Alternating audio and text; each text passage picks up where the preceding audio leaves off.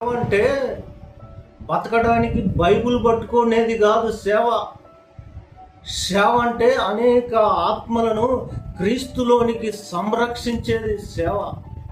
సేవ అంటే పౌలు గారు చెప్తున్నారు, ఏంటి సేవ అంటే, ఈ నా చేతులు నా నిమిత్తము, నాతో ఉన్న వారి నిమిత్తము, నా అవసరతల కొరకు, నాతో ఉన్న వారి అవసరతల కొరకు ఈ నా చేతులు చాపినట్లు లేవు.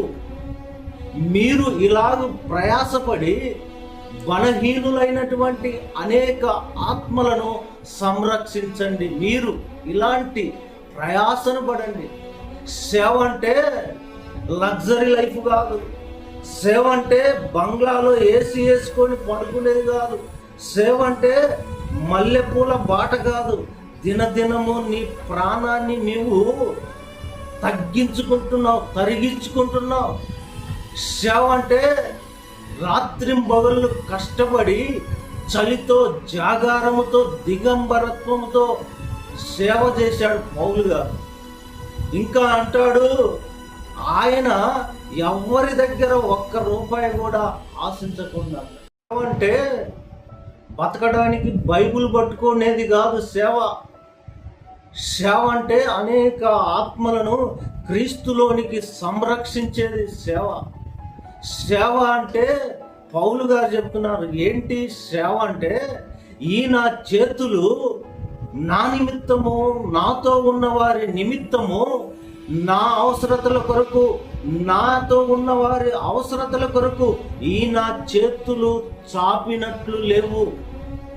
మీరు ఇలాగ ప్రయాసపడి బలహీనులైనటువంటి అనేక ఆత్మలను సంరక్షించండి. మీరు ఇలాంటి ప్రయాసను పడండి. సేవ అంటే లగ్జరీ లైఫ్ కాదు.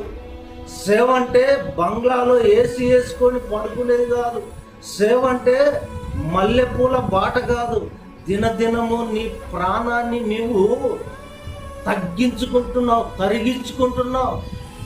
సేవ అంటే రాత్రింబగళ్ళు కష్టపడి చలితో, జాగారముతో, దిగంబరత్వంతో సేవ చేశాడు పౌలు గారు. ఇంకా అంటాడు, ఆయన ఎవరి దగ్గర ఒక్క రూపాయి కూడా ఆశించకుండా.